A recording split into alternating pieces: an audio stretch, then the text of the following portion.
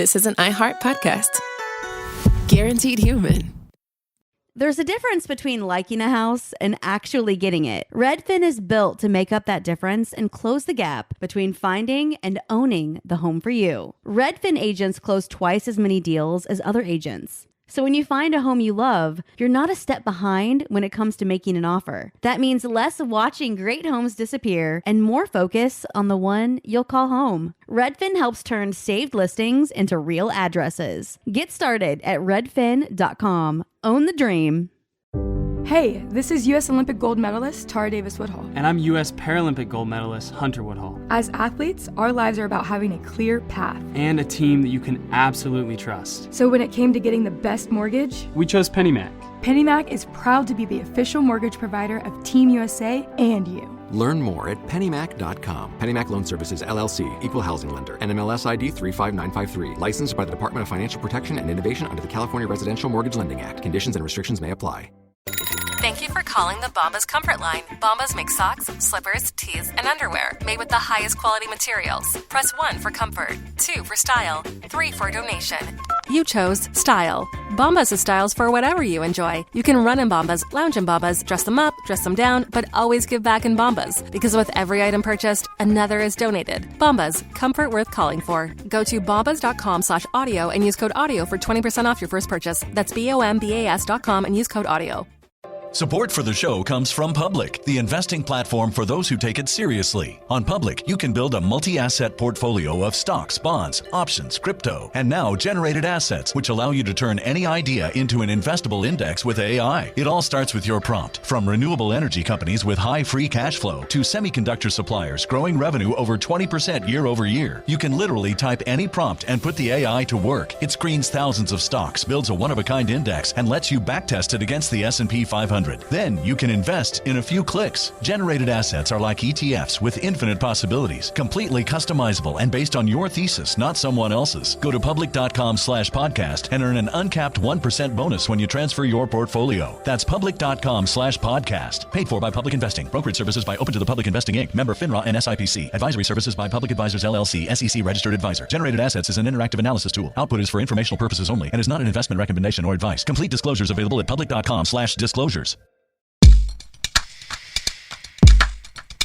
Welcome back. Jesus Christ. Jesus Christ, Sophie. Jesus Christ. No, we're running all of this is the podcast. Every single bit of Also, this. it's not welcome back if it's a new episode. That's from an ad break. God, Robert. Sophie, this is Behind the Bastards. Easily our worst opening. No. Definitely our worst opening because of Sophie. Worst opening was Hitler from like 2 weeks ago. That might have been our best. Oh my God. Well, for the 5 people who haven't stopped listening to this episode because of its terrible Sophie-chosen opening, this is Behind the Bastards, podcast where we talk about the worst people in history. And this is part 2 of our series on Basil Zaharoff. And Teresa, how are you doing in this part 2? How are you feeling? You know, I'm feeling a little scared about, the inevitable death of all these people in the story, but I'm a brave girl, so I think I can finish listening to this story. Probably won't be able to go to sleep, but it's a good thing it's the middle of the day. I feel like there's some lessons that we can all learn in our own careers from the career of Basil Zaharoff. Like maybe if you're trying to sell a movie, you should first sell submarines to Turkey and Greece and Russia and spark a naval arms race. I should first sell and that will make movies to different countries and then sell one to one country, then say, do you want 2 of my movies? I don't know if that would work the same way. Yeah. I mean, I think I don't know. What you're saying is I should scam a rich selling machine older guns. woman out of her money. Yes, absolutely. Pretend to be a I've said Russian that for prince. years. And everything will be good. I did dye my hair blonde, so I'm halfway to Russian prince. Do Russians have blonde hair? You're very, yes, I think they do. very close. Some of them do. Oh yeah, all of them. Every single Russian. Yeah. No, that was one of the first things I ever said to you when we met was you should pretend to be a Russian prince and marry a rich woman and steal her money and then flee the continent. Yes, I remember that. That's not a lie at all. Yeah. Robert, I only see your mouth because your top of your face is cut off. Wait. So, now I see. Not that it matters, but Here, I was just looking at your I can move the mustache. screen back. Thank you. It's a mustache. So before we get back into Basil Zaharoff's career, I want to talk a little bit about the way this man presented himself to the world. He wore fine suits at all times, and he was known for having a striking mustache. He spoke rarely in public and confined himself mostly to shadowy back rooms and salons of the great and good. He preferred to speak in a whisper and talk to mainly powerful people, and never really he was never a guy who was out in public. There's no big addresses of this guy. He didn't have a very public life. One writer at the time, Osbert Sitwell, described him as evil and imposing, noting his, quote, beaky face, hooded eye, wrinkled neck, the impression of physical power and the capacity to wait. He was in outlook merely a super croupier, and once I heard him introducing himself to a millionaire friend of mine with the startling phrase, "I am Sir Basil Zaharoff. I have 16 millions." So, Just that was his 16 introduction. million? It's this is Of how what? rich I am. $1 million? Some, francs, People who want pounds. me dead? Yeah. To his friends, he went by ZZ. To the management at Vickers, he was our general representative. He went by ZZ? Yeah. Okay. Yeah, it was his nickname. Cool. What do you call? What's okay, your just nickname making for sure. this guy? Is that who the DJ Yeah. Zed is named after? He doesn't know who Yes. Do you know who that is? Yep. Yes, that is exactly the story. Oh my gosh. Yeah, it's just I know who all of the musicians, my fans and guests Zed, talk who about are. formerly dated Selena Gomez. Very briefly, but we Yes, I know who all these people are. You're very convincing, Robert. Thank you. To most other people, the management at Vickers called him our general representative abroad, and to most other people in the arms industry who he competed with, he was called the armaments king. And it was in this last role that he would leave his most enduring mark on the modern world. Finance is boring, so we often ignore matters of debt when we tell the stories of the great wars of the past. But the fact that the Russian Tsar spent the early years of the 20th century signing loan after loan with the French government to pay for his military buildup went on to be one of the most consequential decisions of the 20th century. Russia's got to buy $620 million, which is an enormous amount of money back in those days, rebuilding its military, and they just don't have the cash on hand. And the money comes primarily from France. And the money comes primarily from France because, France is Russia's military ally in this period, and they're kind of trusting that Russia will help them fight Germany if they have to have a war with Germany. Yeah, the fact that Russia accrues hundreds of millions of dollars in debt to France would prove really key to the start of the First World War, and we can thank Basil Zaharoff for that. There were a number of arms manufacturers trying to get the Tsar to give them his business, including Krupp, the German firm. But Basil had spent half his life pretending to be a Russian prince, and oddly enough, this actually prepared him really well for the job of selling guns to Russia. He spoke perfect Russian. He was a member of the Orthodox Church, and he'd spent a lot of time in Russia, and it didn't hurt that his dad had Russified the family's last name. So at this point in time, France and Germany were kind of fighting over Russia's friendship, because Germany had been Russia's ally before, and they all wanted Russia on their side, because Russia's a sixth of the world's landmass, so whoever gets the Russian Empire to back them has a really big advantage in any kind of war in Europe. So while there were a lot of factors that weighed into Russia choosing to stay with France, the fact that the country was deeply in debt to the French Republic did not hurt. And Zaharoff's firms wound up winning the lion's share of the Tsarist business, enshrining Basil as the most successful arms dealer on the planet. But the people of France didn't just decide to loan Russia all of that money because they liked Russians or anything. Zaharoff convinced them to do it. He owned newspapers in Paris, including one called Excelsior, which he ordered to send out a steady stream of propaganda supporting the cause of loaning more money to Russia. And he had a lot of this wasn't super easy to do because about a century before, a little less, France had fought a big bloody war with Russia that had killed a shitload of their young men.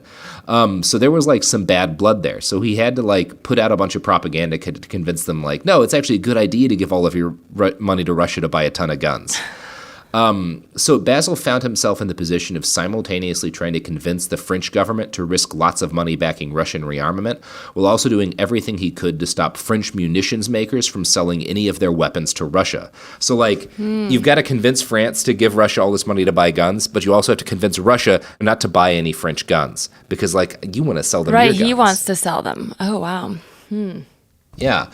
So it's kind of a hard hat trick to pull as a gun salesman, but Zaharoff pulls it off.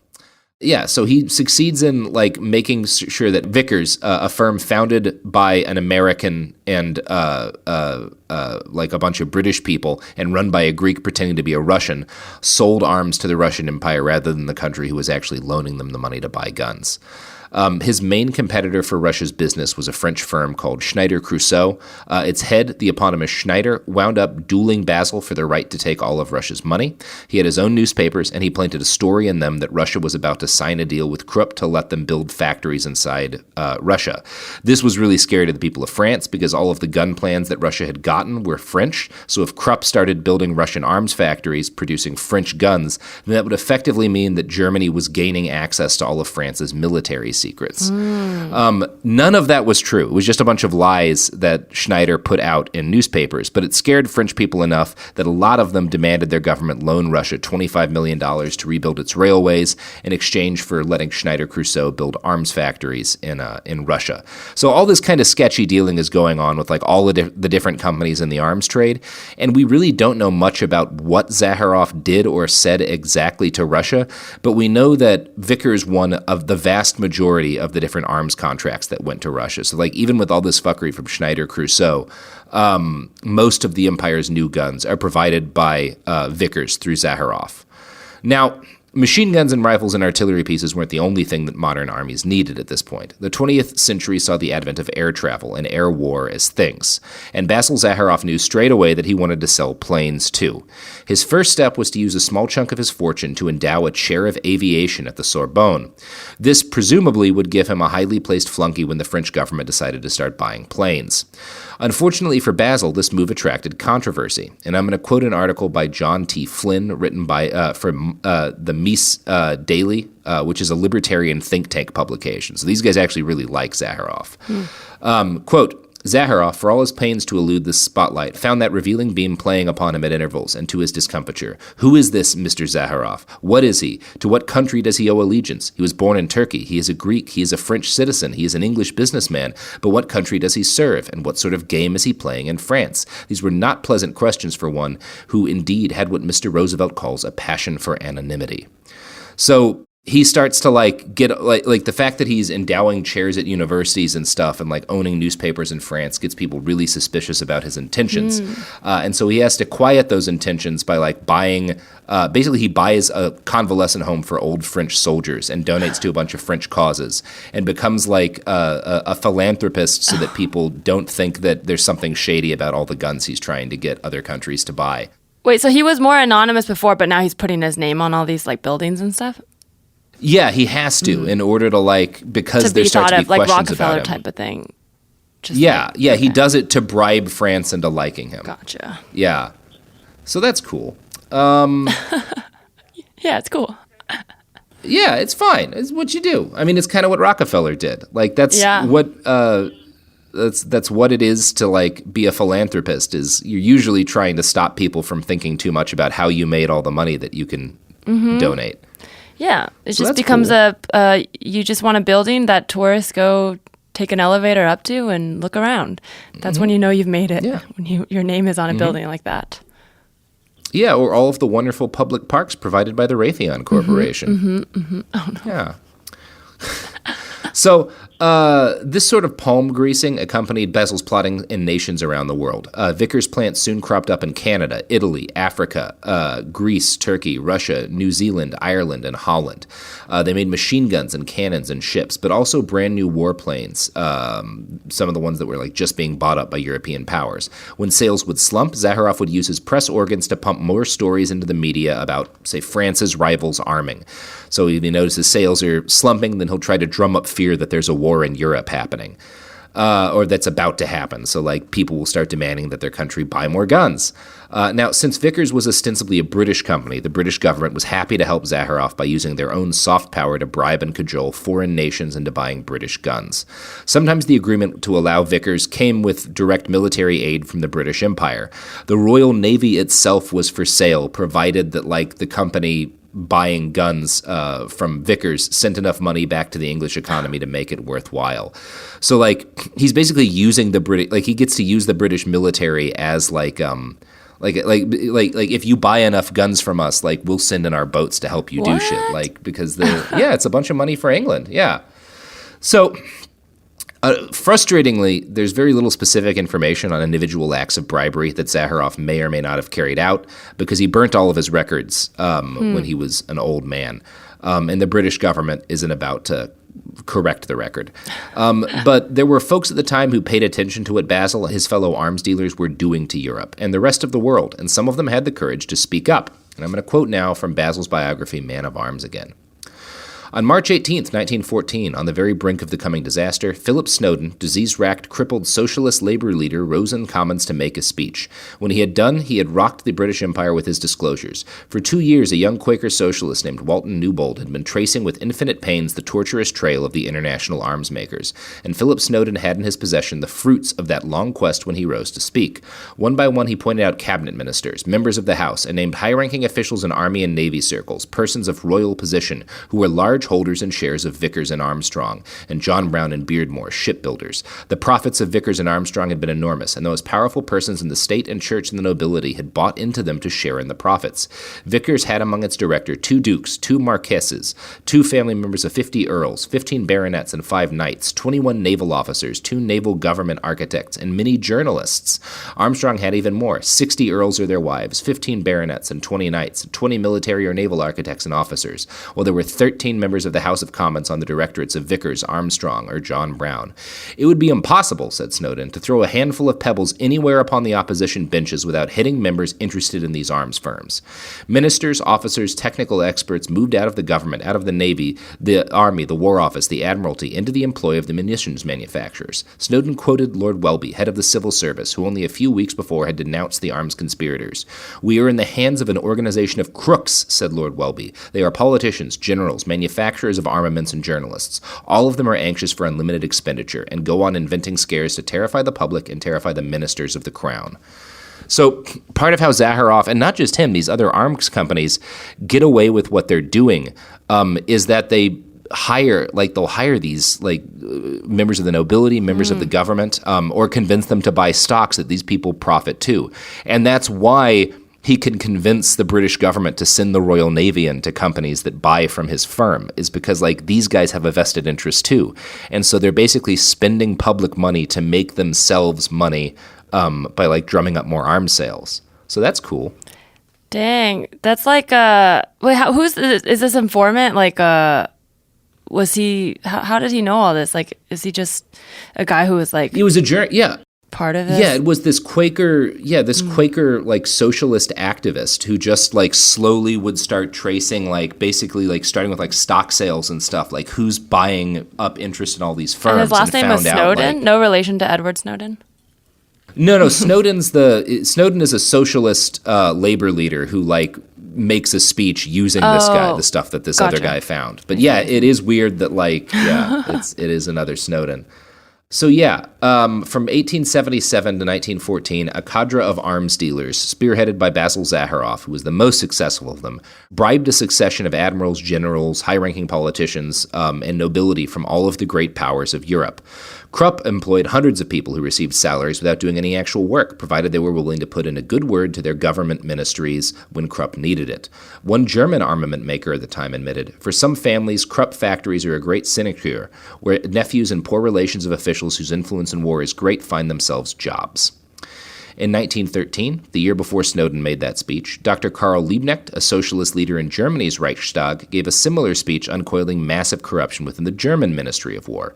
It resulted in the trial and conviction of several ministry officials who were found to be agents of Krupp.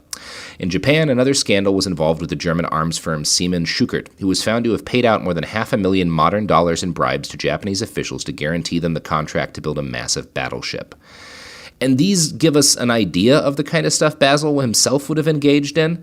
But in general, we only catch glimpses of him during this period, as Smithsonian Magazine summarizes. Quote, he appears sporadically in the Vickers papers, now at Cambridge University Library, and increasingly in the British Foreign Office archives. These sources allow us to trace ZZ's increasing wealth and status. Between 1902 and 1905, he was paid £195,000 on commissions, worth $25 million today. And by 1914, he was active not only in Istanbul and Athens, but in St. Petersburg, Buenos Aires, and Asuncion. He owned several banks, lived in a French chateau, and was romancing the Duchess of Villafranca, a Spanish noblewoman who would become his third wife. They're not so yeah, like this is part of what's frustrating about writing about this guy is like we don't know specifically what he did. We know that like because like the people who were like bribing public officials that we know about in this time were the ones who weren't as good as Zaharoff. Because they got caught. He was doing more of this, because they got caught. But like what happens in Europe, and this is something we don't talk about much when we talk about World War I, but a big part of why that war happened is that the leadership of every country involved like had personal financial stakes in the mass sale of weapons and armaments, which also led to them buying more guns and scaring each other with all the guns they were buying, which led them to get angrier at each other, which increased the belligerence between the nations. And it was all basically to sell a shitload of guns to profit like these arms manufacturers and the people that they bribed in government. So you're saying it's like a powder keg? I went to middle school. I remember the little diagram you have to draw. You know, it's like World War I is a powder keg. Oh my God, I was about them forever. But it's a powder keg that like, I think it's usually put that like there are these like that a huge part of it was like, I don't know, like right. They didn't uncover all this. The sinister underneath. I mean, some of it was known at the time, like particularly like a lot of socialist politicians at the time were like, the arms industry owns all of our governments and are like clearly lurching us towards a horrible war. Somebody should do something about this. But nobody did anything about it. So that doesnn't sound like anything familiar. Like the world lurching towards clear disaster and a small number of people being like... What that reminds me of something, but I can't quite put a finger on it. Yeah, thankfully it never happened again. Just a general sense of dread. What does that remind me of? Something going on today? No? I can't think of it. You know what'll assuage your general sense of dread, Teresa? What? Products and services. Because if I know something that has nothing at all to do with corrupt arms companies buying politicians and using them to bring the world closer and closer to disaster, it's beautiful, beautiful, sweet lady capitalism. So let's calm our souls with a little bit more of that. Let's talk about modern home shopping. It's sort of become a fun side hobby, right? Scrolling listings at night, dreaming about kitchens you've never seen, or backyards you haven't even stepped foot in, all from the comfort of pretty much anywhere. Redfin knows a lot of people like you want to own, but are stuck in this browsing mode loop. That's where Redfin flips the script. With listings that update within minutes and tours you can book right from the Redfin app, you can see your dream home the moment it appears. Now, liking a listing is easy, but actually landing it, that's where Redfin comes in. Redfin has over 2,200 agents with local expertise. And Redfin agents close twice as many deals as other agents. That means they want to help you win, not just window shop. Redfin is built to help you go from just looking to wait, this could actually be home. So become the newest neighbor on the block. Visit redfin.com to start finding and start owning. That's redfin.com. Hi, I'm Cindy Crawford, and I'm the founder of Meaningful Beauty. Well, I don't know about you, but I never liked being told, oh, wow, you look so good for your age. Why even bother saying that? Why don't you just say you look great at any age, every age? That's what Meaningful Beauty is all about. We create products that make you feel confident in your skin at the age you are now. Meaningful Beauty. Beautiful skin at every age. Learn more at meaningfulbeauty.com. You've never been one to settle. Stand down or stand still. You're a lifelong learner, energized by excellence. There's a fire inside you can't ignore. You've got competition to outrun, momentum to build on, and your own high standards to meet. Stop now? Not a chance. At Capella University, we help you catch what you're chasing because you've always had the drive. Now, go earn the degree.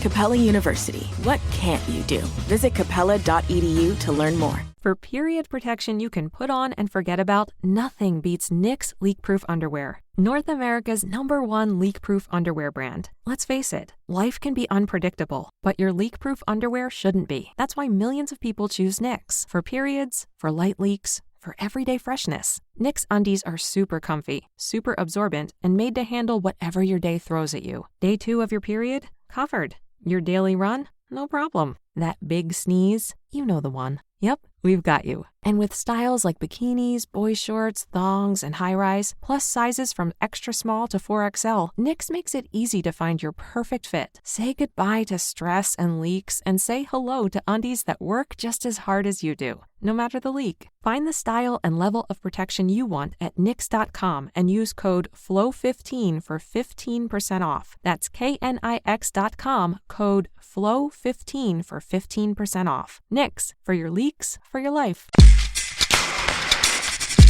And we're back.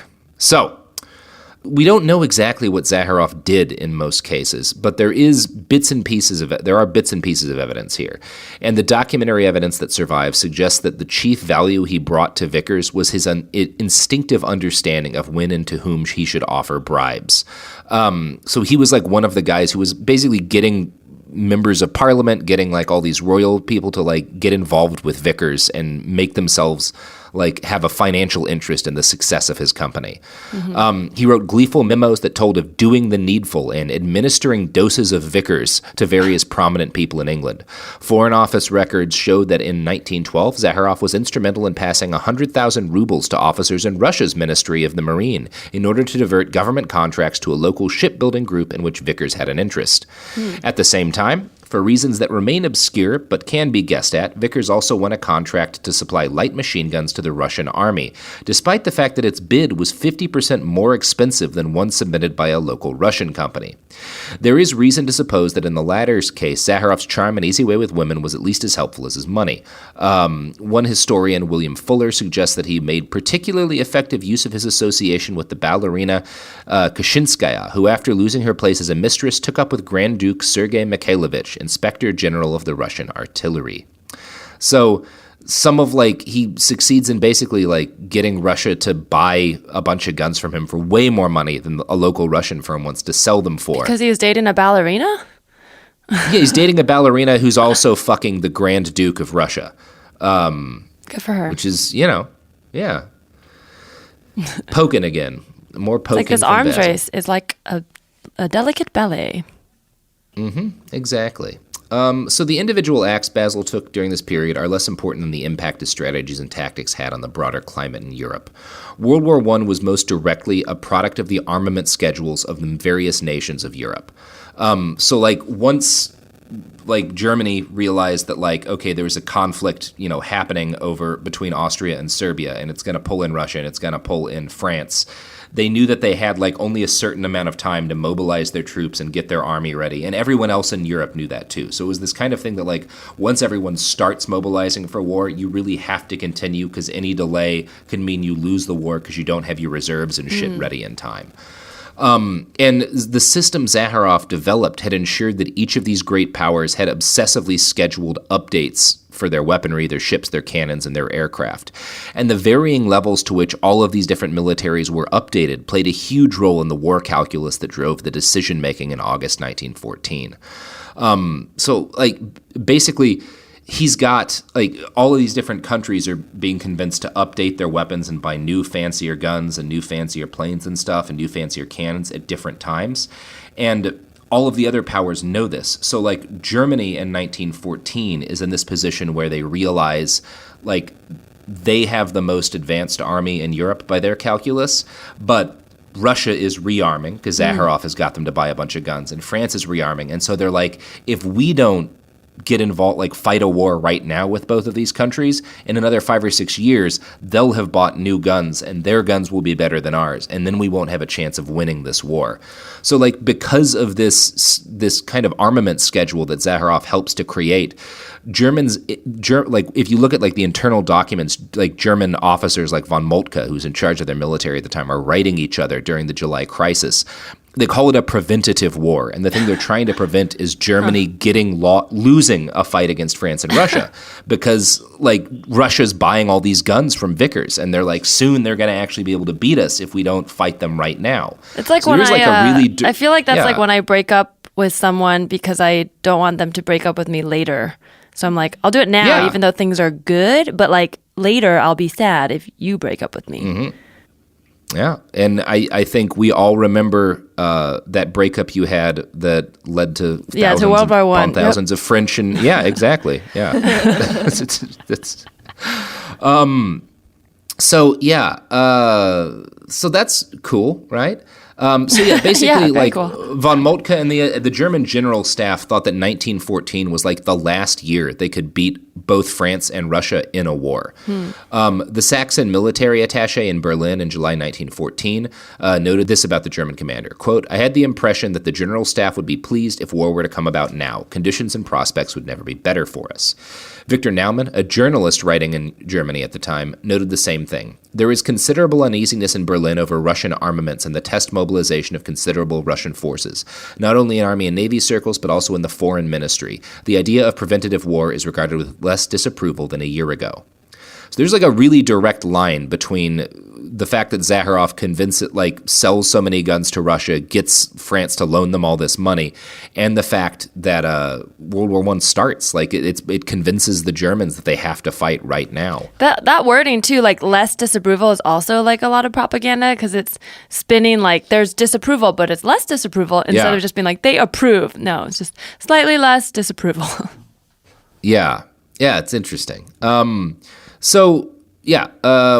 Europe lurched from crisis to crisis in the final years and months leading up to World War I, Basil continued to blissfully sell arms all around the world.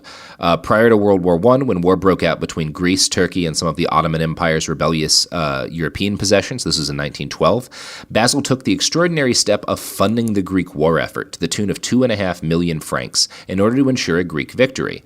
It's not clear if there was like a financial motivation to this as well, or if he was like just patriotic, but the Ottoman Empire's embarrassing defeat helped push them closer to Germany and contributed to the ratcheting up of global tensions. Now, stoking global war was not the only thing Basil got up to during this period. In 1889, during a tour around Europe, he met Maria del Pilar, Antonia, Angela, Patrocinio, Simona de Muguero. The Duchess of Villafranca. He meets this Spanish noblewoman with so many fucking names. And Basil strikes up a romantic relationship with her that allowed him to sell millions of dollars in guns to the Spanish army as well. Now, this was not purely a mercenary endeavor, though. Zaharoff seems to have legitimately fallen in love with the Duchess, and he begged her to divorce her husband, arguing that since her husband was dying and suffering from dementia, like, what did it really matter if they got divorced? But the Duchess was Catholic, and she was not willing to get divorced, although she was willing to cheat on her husband, so I guess do the moral math there. Things are different in Europe, okay? It's much looser out there. Yeah, I can't divorce my husband because it'll make God angry, but we can fuck for 30 years. Yeah. So Basil and the Duchess were together for decades, and everyone kind of knew it, but just like agreed not to talk about it, because I guess that's just how you did things back then. Her husband was declared insane and locked up in a mental asylum. He survived 35 years, which none of them expected, and really frustrated Basil because he and his mistress had to like hide their relationship at least a little bit for most of this period. But to Basil's credit, he seems to have actually loved this woman, and the two were together for the rest of their lives. So that's cool. She's like the Sunni to his Woody Allen. Ooh. Yeah, he doesn't steal from her, so that's nice. Yeah. So, Basil. Yeah, I mean he's a big part of why World War I starts, and kind of the impact of his like the shit that he pulls prior to the war, like the particularly like the fact that Russia winds up in like tremendous debt to France, winds up having an impact beyond just the First World War. So Russia, by the time, World War I, 1917, there's a big revolution in Russia, and the Tsar is very soon out of power. And one of the reasons that this happens is because of all of the debt that Russia owed to France. That was one of the big talking points of the Bolsheviks and the socialists when they, overthrew the government, is the Tsar had mortgaged their company to France to buy better guns, and that had forced them to get involved in this war that had killed hundreds and thousands of their young men. And you can kind of trace a lot of that to Zaharoff. As far back as 1905, the Bolshevik councils had demanded repudiation of all of Russia's foreign debts, and this demand formed a centerpiece for the strikes in St. Petersburg that happened in 1905. And those strikes spread around the empire along with the demand for debt repudiation, and then they were crushed brutally by the Russian government, which was, again, one of the major causes, one of the things that helped inspire the Russian Revolution. So on December 3rd, 1905, Tsarist authorities arrested the entire Soviet leadership for publishing a manifesto urging debt repudiation. The revolution that sparked off in 1917 was based on a lot of grievances and crimes by the Tsarist regime, but the fact that the future of the Russian people had basically been sold to France for pointless guns for a stupid war was a big part of them. And it also played a role in the fact that the most extreme faction wound up winning the Civil War. The Tsar initially gave up power to a moderate socialist movement led by a guy named Kerensky, and this provisional government was crippled by the fact that it both had to carry on World War I and it had to pledge to repay the debts contracted by the Tsarist regime. So because Kerensky had to agree that Russia was going to keep paying off its debts to France, that's a big part of why there's a revolution against him in October of 1917, which leads to the takeover of the Bolsheviks, who in 1918 repudiated all Russian debt to its foreign creditors. Now, the fact that the Bolsheviks in charge had decided they're just not going to pay France back pisses off a lot of people, particularly France. And this contributes to the French decision to blockade Russia and back up the White Russian forces. This prolongs the Russian Civil War, killing more Russians than World War I actually did.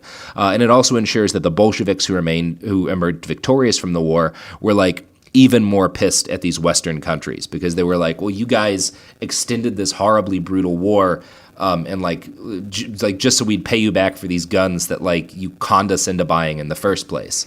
Isn't that how doesn't the America owe China a bunch of money? Not necessarily for weapons, but aren't we kind of digging ourselves into a hole like that too? I mean, we owe more money to our own people. It's I guess it. I think it's But we have it's different. Deficit. Yeah. We sure do. You did it. Deficit. They lent us a bunch of money. I remember learning this in high school, and it's so much that we're never going to pay them back. And I think it's kind of understood that at some point it'll just be fair, or we're just going to have to do what they say because it's so much that we can't pay back.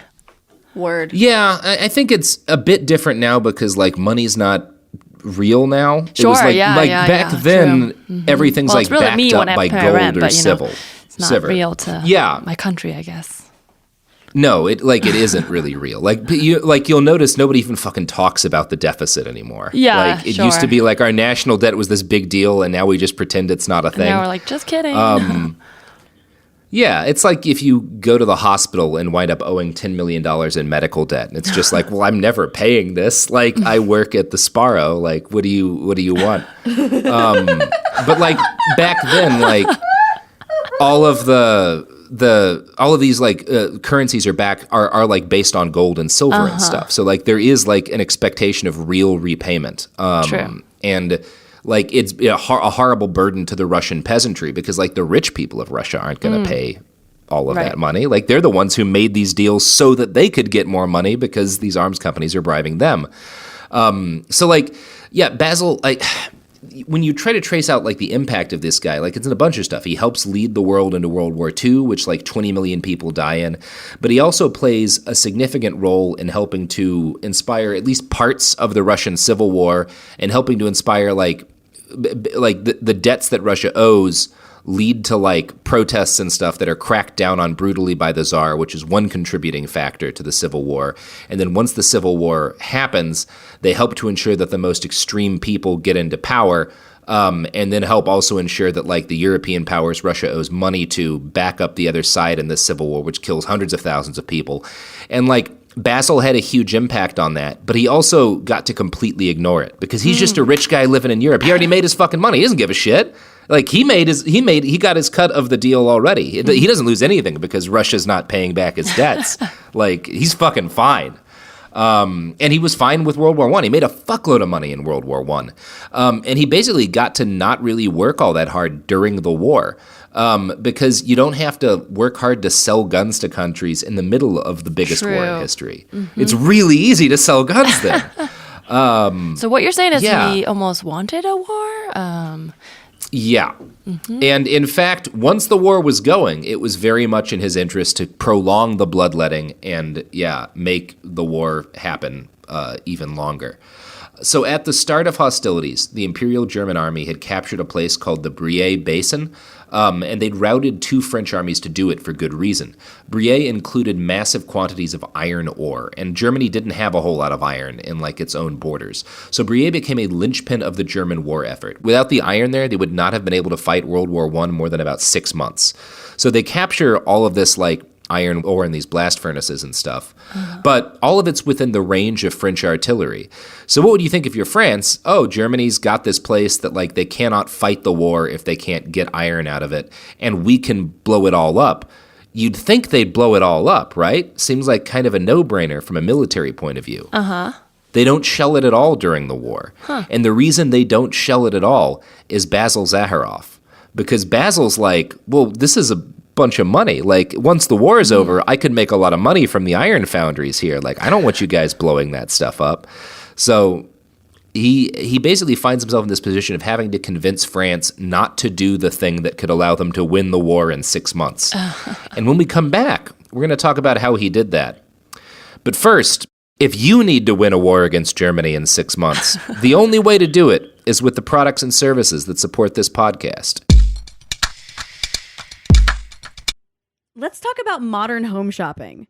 It's sort of become a fun side hobby, right? Scrolling listings at night, dreaming about kitchens you've never seen, or backyards you haven't even stepped foot in, all from the comfort of pretty much anywhere. Redfin knows a lot of people like you want to own, but are stuck in this browsing mode loop. That's where Redfin flips the script. With listings that update within minutes and tours you can book right from the Redfin app, you can see your dream home the moment it appears. Now, liking a listing is easy, but actually landing it, that's where Redfin comes in. Redfin has over 2,200 agents with local expertise. And Redfin agents close twice as many deals as other agents. That means they want to help you win, not just window shop. Redfin is built to help you go from just looking to wait, this could actually be home. So become the newest neighbor on the block. Visit redfin.com to start finding and start owning. That's redfin.com. Hi, I'm Cindy Crawford, and I'm the founder of Meaningful Beauty. Well, I don't know about you, but I never liked being told, oh, wow, you look so good for your age. Why even bother saying that? Why don't you just say you look great at any age, every age? That's what Meaningful Beauty is all about. We create products that make you feel confident in your skin at the age you are now. Meaningful Beauty. Beautiful skin at every age. Learn more at meaningfulbeauty.com. You've never been one to settle. Stand down or stand still. You're a lifelong learner, energized by excellence. There's a fire inside you you can't ignore. You've got competition to outrun, momentum to build on, and your own high standards to meet. Stop now? Not a chance. At Capella University, we help you catch what you're chasing because you've always had the drive. Now, go earn the degree.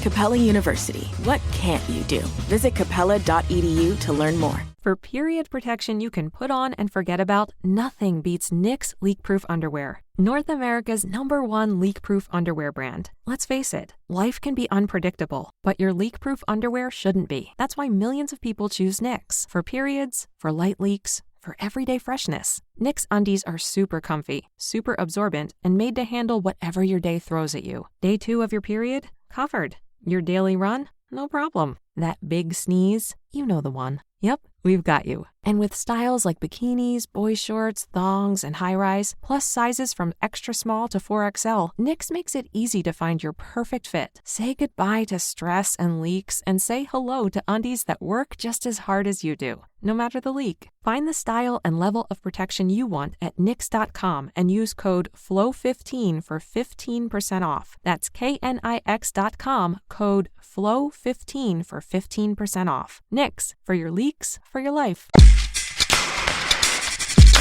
We're back. So, Basil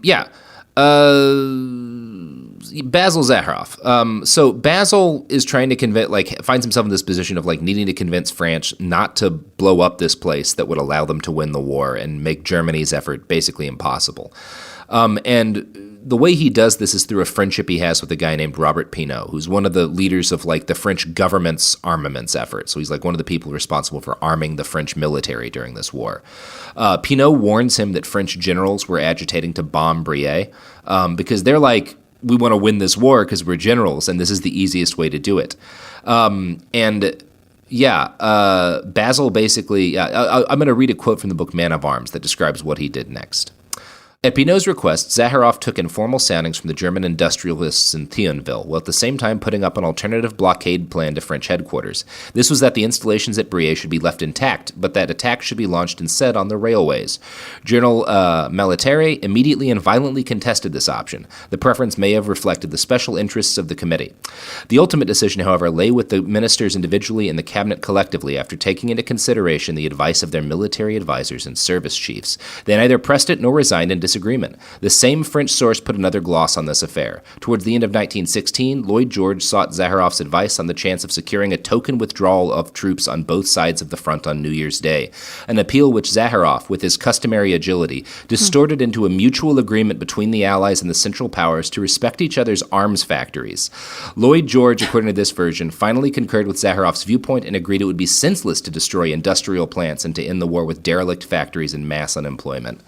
So, so it's so he not only basically tries to push this plan to have France send thousands of young men to their deaths trying to attack German railways instead of just shelling these iron foundries. But later in the war in 1916, when he's asked to try and secure a withdrawal from both sides on New Year's Day to give the soldiers to ratchet down tensions and give the soldiers a break, he's no. They should keep shooting at each other. But what we should really do is make an international agreement to not destroy any arms factories because That's so crazy. Yeah, he's a real piece of shit. While millions of young men were dashing themselves to death against machine gun nests and artillery emplacements, Basil Zaharoff dedicated himself to protecting what really mattered, the industrial facilities that made those weapons.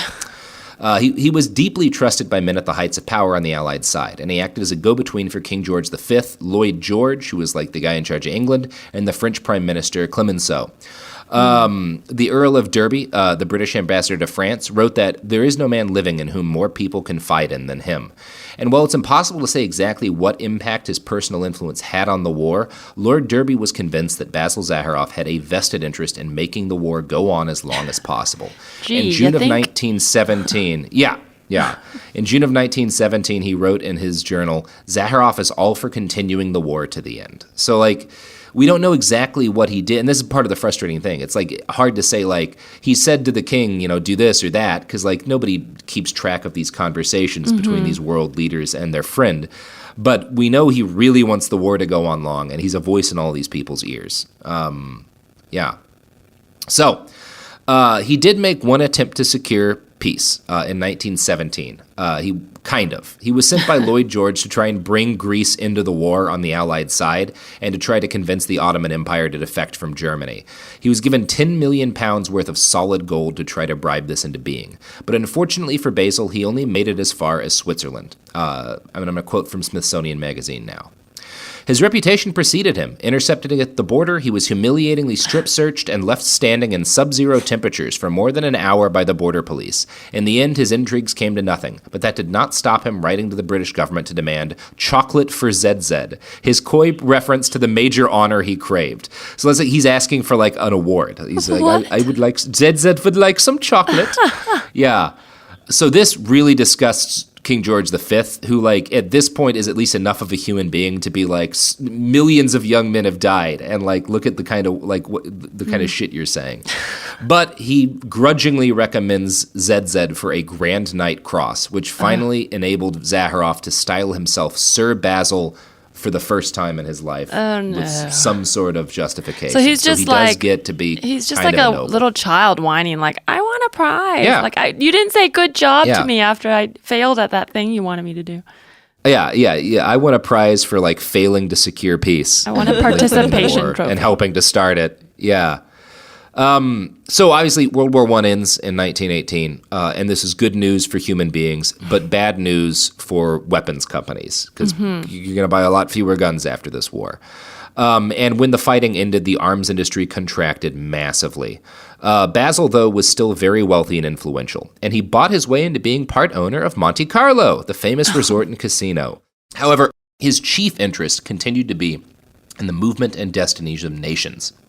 From 1920 to 1922, Basil got deeply involved in the Greco-Turkish War over Smyrna. And this is, we talked about this a little bit in the Savitri Devi episode, but basically, like, Greece in a treaty, in the Treaty of Versailles, is given this, like, chunk of land on the Turkish coast. And they have to send in troops to actually take it, and Turkey fights back, and eventually the Allies, like, abandon Greece, and Greece, like, loses the war, and there's a horrible genocide. And there are rumors that Basil himself entirely funded the Greek war effort, their attempt to invade Turkey. There's no hard evidence of this, but it's one of the stories everyone will say is that like he funded this war that Greece fights against Turkey. We just really don't know. The war was a disaster for Greece, though, and it was a disaster for Zaharoff's political backers, like Lloyd George. So Zaharoff was a major part of the reason that like they got this land in the Treaty of Versailles, and he was like pushing the English and whatnot to back Greece in this war. And when it ends badly for Greece, it's really bad for all of like the people that give Zaharoff his influence. And it's bad for his influence, too, because he's made a big fuck-up. In the mid-1920s, Vickers began to encounter increasing financial difficulties. In a Europe exhausted by war, nations just weren't buying guns at the same apocalyptic level they once had. Krupp had been killed by Allied demands that they destroy all of their arms-producing equipment, but the death of Vickers' greatest competitor did not help the company out. They were forced to massively reorganize and cut costs just to stay in business. Their stock price dropped by 2/3. And since Basil was the largest stockholder in Vickers, this severely impacted his net worth, and he was slowly shuffled out of any position of power within the company by 1925. In 1927, the managers of the reorganized firm presented Basil with an award for his 50 years of service with the company. It was a balm designed to hide the fact that they'd removed him from any position of influence. On September 22nd... have this fucking award. You like awards. Here's some chocolate for ZZ. Yeah. So, on September 22nd, 1924, Basil Zaharoff had married his duchess after nearly 40 years together because her husband died in that insane asylum. But she didn't outlive him for very long. 18 months later, she died. And this basically spelled the end for Basil. Yeah, he was never the same after his wife died. He does seem to have loved this woman. And in 1927, he burns all of his papers and notebooks, and all of the evidence of his long and bloody career as the most successful arms dealer in world history goes up in smoke. The King of Armaments survived until 1936, but over the next decade he grew sicker and less mobile, eventually being wheeled around by servants as he did his rounds at Monte Carlo. He died sick and marginalized, with his vast fortune much depleted. There's no way to know how much money he was really worth, but his liquid known assets at death were only around $1 million modern dollars. Only $1 billion. Yeah. What a fucking loser. $1 million. A million with an M. Well, million. Yeah. Wow. I mean, like, wow, that's Well, just, what a fucking loser. I mean, who doesn't have $1 million, right? Am I right? Yeah. I mean, you don't feel sorry for this guy that he only dies with $1 million? Robert, all I hear Teresa, is this is don't a be rom-com rude. that ended in a very happy marriage, and that you said he loved her. So, that's all I need to hear. Most rom-coms, people fuck up, and it doesn't matter how they fuck up as long as there's a kiss at the end. So that's what I heard. I mean, if there's one thing I've learned from modern politics, it's that just because somebody starts a couple of wars and gets a couple of million people killed doesn't mean you shouldn't root for them to have friends and live a happy life. It's like, so what if Basil Zaharoff got all those people killed? Don't you want him to, I don't know, take up painting and make neat paintings of world leaders or something? Shouldn't we forgive people like this? Mm-hmm. Yeah, for the record, because I feel like people don't know me as well as they know you. I 100% do not think that. But I do think this guy is bad, and I think he's burning in hell. If you believe in hell, but if you don't, then he's just dust. Then he completely won. Yeah. If you don't believe in hell, then he got away scot-free, basically, with millions and millions, contributing to millions of deaths. Mm-hmm. So, on that happy note, you know who won't contribute to millions of deaths? Are you going to say me? Teresa Lee. Yeah, exactly. Time to plug. Oh, wow. Okay. Mm-hmm. Well, I promise to not strip you of millions. I promise I'll never have $1 million. That's a promise I can keep.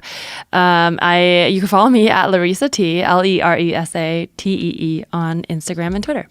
Yay. And my call to all of you is to prove Teresa wrong and give her $1 million. Yeah. And then she will sell armaments and spark the next great world war. I feel confident of that. Okay. If you give me $1 million, I will do my best to start a war. Yeah. So, we are back, or we're done. We're not back. We're about to go away.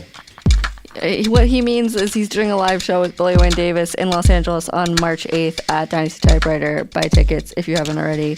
He also means that he is I Write Okay on Twitter. You should follow him. And you should follow our podcast at BastardSpot on Twitter and Instagram. Did I forget anything? Did I forget anything, Robert? Oh, we have a TeePublic store. Buy merch. What else? Yes. Buy Raytheon's fine missiles filled with knives. Yeah. The only missiles filled with knives. Anything else? Well, you still should. Anything else? Great. Episode's over. Podcast.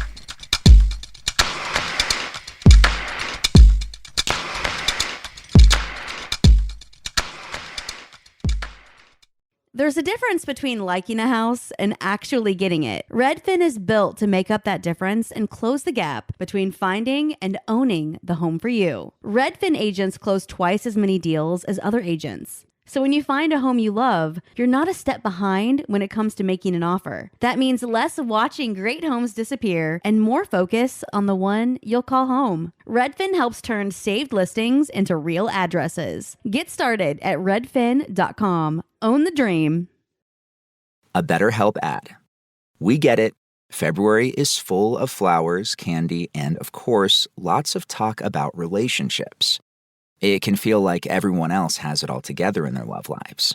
But the truth is, we're all still figuring it out. Whether you're working on your marriage, navigating the dating apps, or prioritizing staying single, no matter where you are, you're right on time. Therapy can help you find your way and take some of the pressure off yourself so you can determine what you want, what feels heavy, and how you can feel lighter. Just a little bit of outside perspective from a professional can lead to new understanding and a lot of progress. So the next time you're feeling iffy about your love life, try therapy with BetterHelp and see where it takes you. And remember, you're right on time. Visit BetterHelp.com for 10% off. That's BetterHelp.com. This is Jacob Goldstein from What's Your Problem? Business software is expensive, and when you buy software from lots of different companies, it's not only expensive, it gets confusing, slow to use, hard to integrate. Odoo solves that because all Odoo software is connected on a single affordable platform. Save money without missing out on the features you need. Odoo has no hidden costs and no limit on features or data.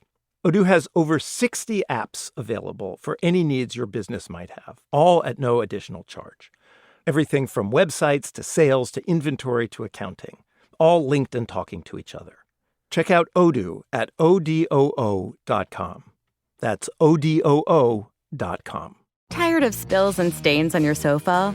Wash away your worries with Anabay. Anabay is the only designer sofa that's machine washable inside and out, starting at just $699. Plus, Anabay sofas are pet-friendly, stain-resistant, and feature changeable slip covers and modular pieces. Get up to 60% off site-wide with a 30-day money-back guarantee. Visit WashableSofas.com to get yours now. That's WashableSofas.com. Offers are subject to change, and certain restrictions may apply. This is an iHeart podcast. Guaranteed Human.